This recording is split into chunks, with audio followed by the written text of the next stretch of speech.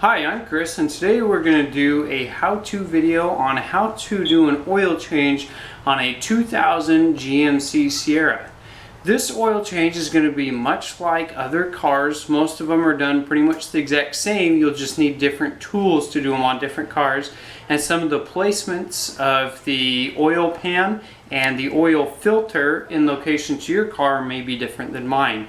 Other than that, pretty much all the process is the same, so we'll get started now. The first thing we're going to do is go over some of the minimum basic tools that are be required to get the job done.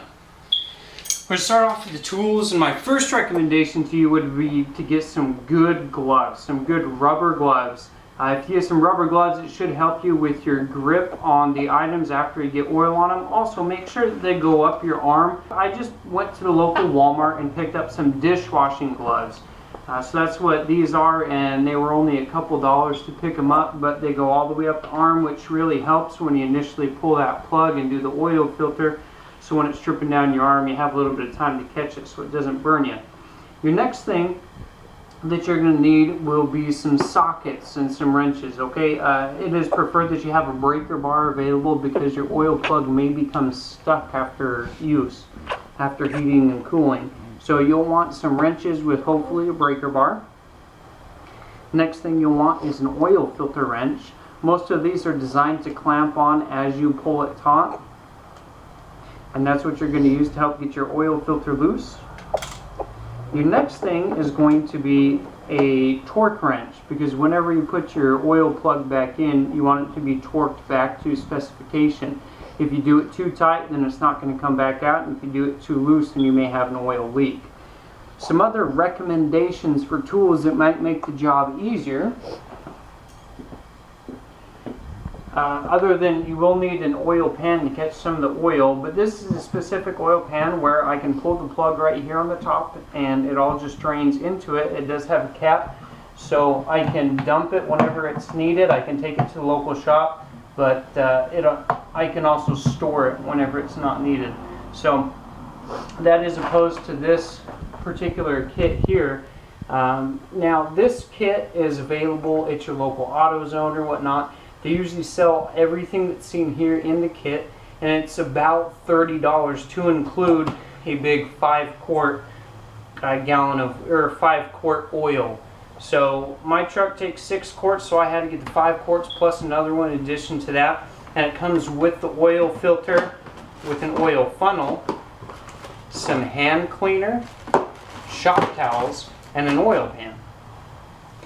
The next two things that will make the job a little bit easier are going to be ramps for your vehicle to get a little bit more clearance under there, and also a dolly that you can slide under there with. So these are some of the basic tools that you'll need. The next step we're going to be going over, or the next part of this video, will be to make sure that you turn your vehicle on. So you will put your vehicle in place and turn it on. You want to get your oil just a little bit warm, not hot, but just a little bit warm. So just run it a couple minutes.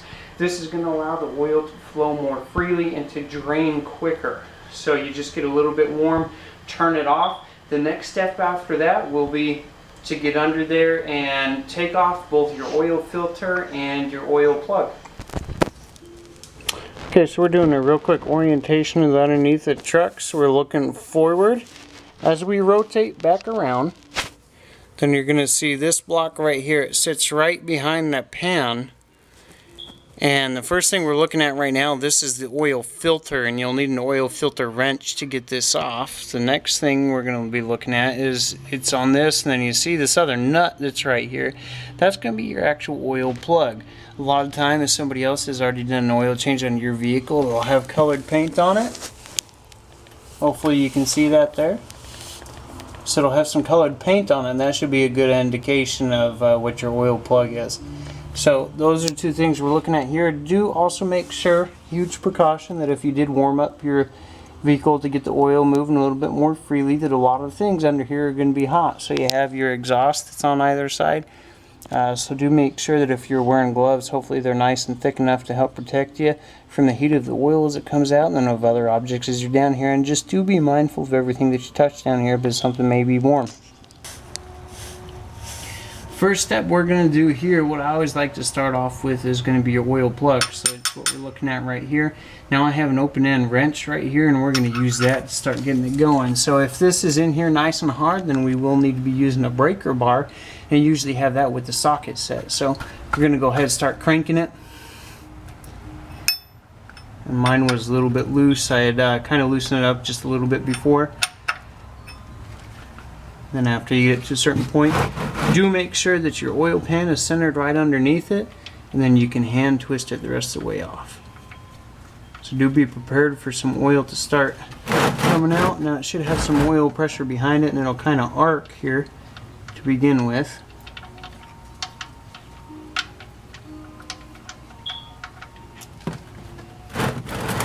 So do make sure you allow plenty of room for that arc, otherwise that would have completely overshot my bucket here and just shot right over my garage floor, and that would have been a hefty cleanup after that. So what we're going to do is we do need to make sure, if you have one of these type of oil bins, is that you pop your cork so it can drain into there. And what we're going to do is just allow some time for this to drain, and then we'll come back here in a little bit after it's drained. Actually, what we're going to do is, before we leave here, we're going to take off the oil filter, and we'll allow both of these to drain together. And then after we do that, we'll usually allow about 5 to 10 minutes for all of the oil to drain. Okay, next thing we're going to do here is we're going to take off the oil filter. So what you're going to do is you'll take your oil filter wrench, just slide it right up over it. Now, when you start to tighten it down, when you start to twist it, then it's going to create a clamp-like effect on your filter, and then you'll just turn it left as you're looking at it. And there is enough room down here in which this can just slide right up and over. After you've got it loosened up initially, do make sure that your oil filter, again, is over your oil pan.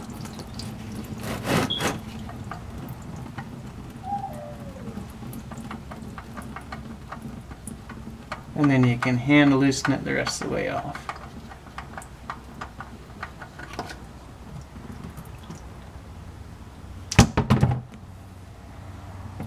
And so that's that portion. Now what we're going to do is we're going to allow about 5 to 10 minutes for everything to drain from both the block up here and from where the oil filter was at. There's going to be a nice slow drip for quite some time here, so I just allow 5 to 10 minutes just to make sure that everything's nice and drained. We've got as much oil out as possible. So we'll come back in about 5 to 10 minutes, and then we'll start putting everything back together. The next part we're going to go over is the reassembly of the oil change process. So the two things that we're going to cover right now are your oil plug. Now that we've pulled this out, what we're going to do before we put it back in is clean it off. Also, what comes in that kit from AutoZone are these shop towels. So these are very absorbent, they work very good, especially for this oil. And I've already cleaned mine off, but you're just going to wipe all of the oil off of your plug. After you've wiped all the oil and stuff off your plug, another reason why we clean this off is because there might be metal fragments in this. If you put this back in with your new oil, it's instantly contaminated. The next portion we're going to do is, before you put your oil filter back on, you're just going to put a little bit of oil on the ring right here to help it seal better and help it settle better. So what I do is I just dip my finger right in the new oil, and I'm just going to put it right on this lip here. I'm going to spread it around, and I'm going to put it on the threading on the inside. Just make sure this nice new fresh oil is on the filter. Once this is done, then we can get back to putting everything back together. Next step we're going to do is go ahead and put the oil filter back on. So you'll see the threading in there. You'll just put it right up on the thread and start twisting clockwise to your right. You'll be able to hand tighten most of it.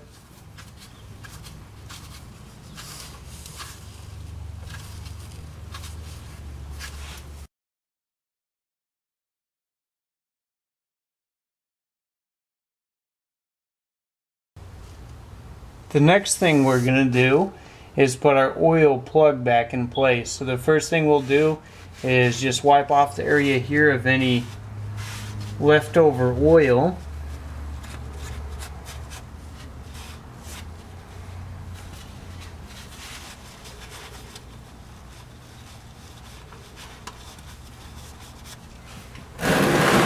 can move the pan out of the way.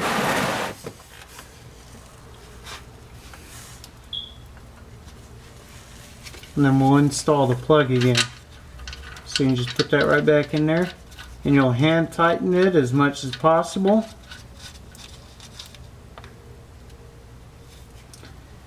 And then your ideal situation is if you have a torque wrench, then you'll torque it per the specifications.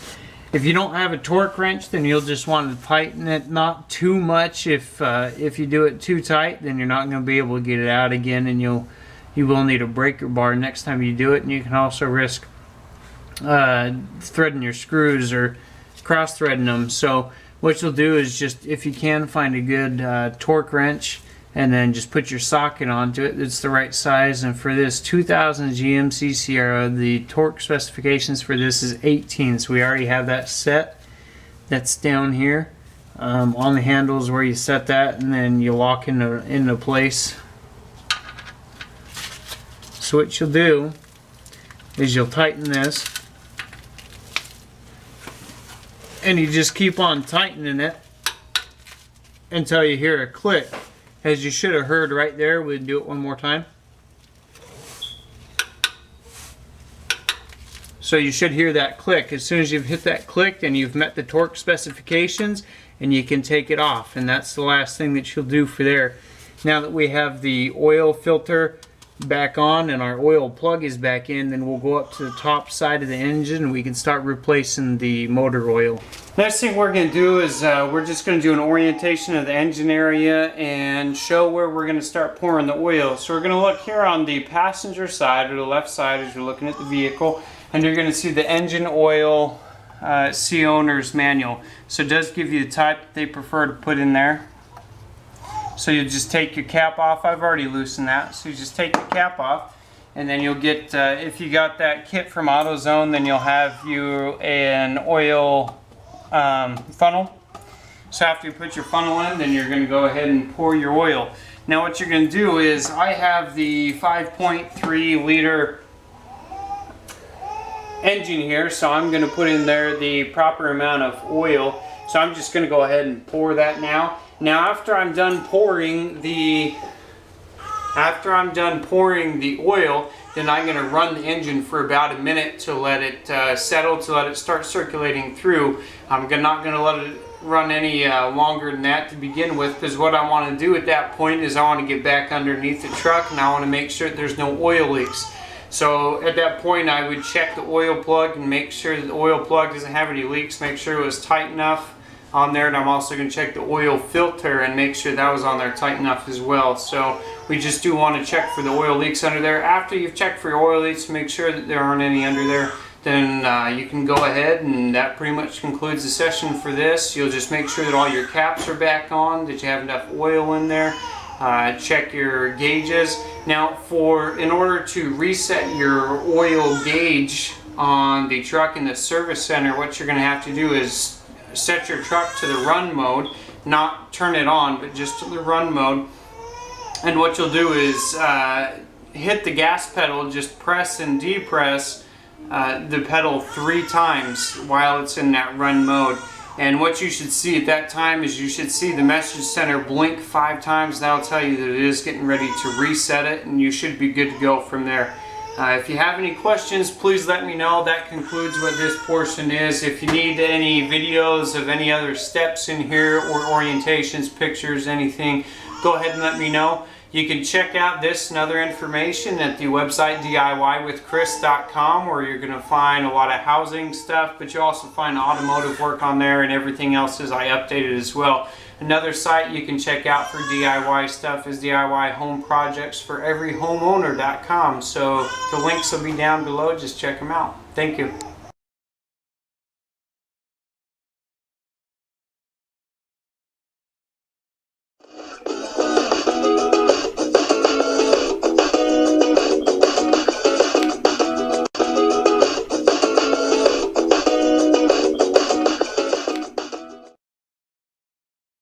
DIY with Chris, giving you the tools to do it yourself.